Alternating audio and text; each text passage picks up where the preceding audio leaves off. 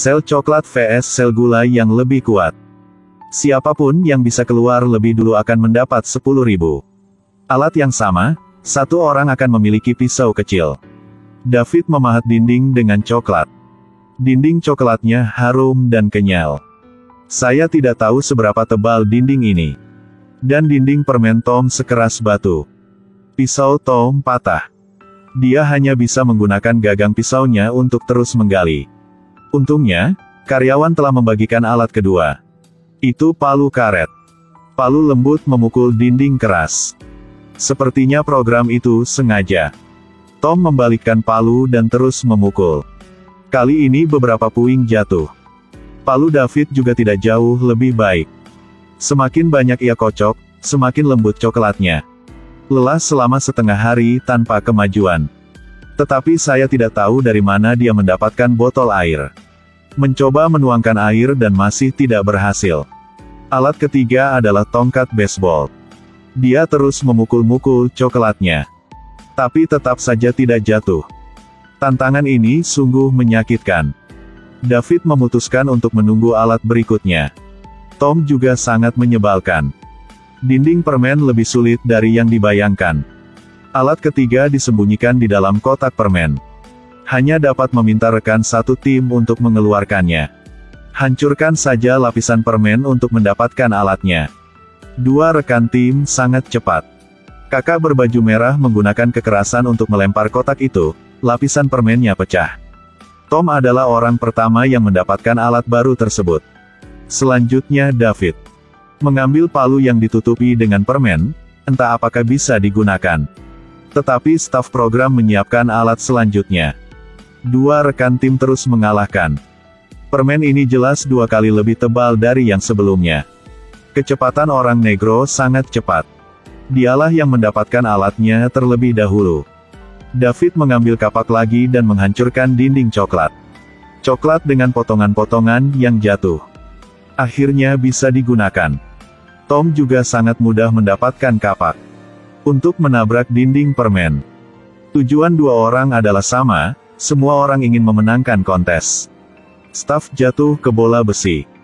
David melempar bola ke dinding. Lapisan coklatnya sepertinya sudah sedikit terkelupas. Masukkan, jatuhkan sedikit coklat. Hanya saja cara ini terlalu padat karya.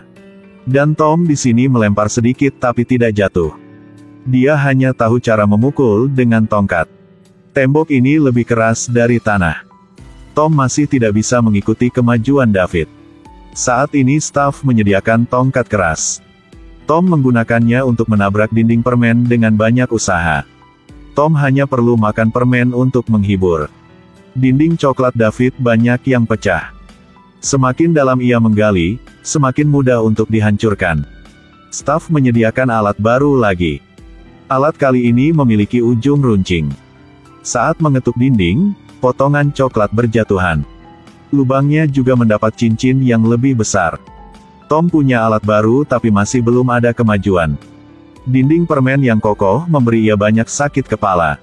Saat ini, staf merekomendasikan agar dua rekan tim menangkap permen yang jatuh. Tim yang paling banyak menangkap akan mendapatkan alat baru. Tim yang menangkap paling sedikit akan disita peralatannya. Permen gula jatuh dari arah yang berbeda. Pada mereka berdua dengan tergesa-gesa dan panik. 10 menit kemudian, pria berbaju merah itu berhasil menangkap 35 peluru. Pria berbaju biru mengarahkan 33 peluru. Jadi Tom punya alat baru, 2 pahat. Alat David berubah menjadi palu karet. Dia hanya harus melihat Tom membentur tembok. 2 pahat digunakan pada waktu yang tepat. Menabrak dinding untuk membentuk kepingan salju. Tom lebih energik. Pria misterius itu menawarkan alat baru. 2 orang membutuhkan alat untuk meningkatkan kecepatan. Persaingan semakin ketat. Tom diberi palu. Dengan bantuan palu, Tom semakin percaya diri. Dinding permen semakin tipis. Dengan bantuan palu, Tom memukul semakin keras. Di dalamnya ada lapisan kayu. David di sini juga meninju dinding coklat. Kemajuan keduanya hampir sama. Staf memberi mereka kapak besar. Sangat cepat berhasil. Mereka mulai menjalankan tangan mereka melalui. Siapapun yang mendapatkan kain merah di luar lebih dulu menang. David menghancurkan bentuk lubang. Tapi Tom benar-benar menghancurkan lapisan permen. Untungnya dia tidak keluar dari topik. Dua orang tampaknya telah menghancurkan papan kayu pada saat yang bersamaan. Mereka mulai berebut kain. Tapi lubangnya terlalu kecil untuk dijangkau. Mereka hanya harus terus merobohkan untuk memperlebar jarak. Kemudian mereka saling berkelahi. David hampir mendapatkan kain itu. Tetapi Tom meraih tangannya. Tom kemudian mengambil kain itu sementara David tidak memperhatikan. Selamat, Tom adalah pemenang tantangan. Jika Anda jadi Anda, metode apa yang akan Anda gunakan untuk menghancurkan tembok?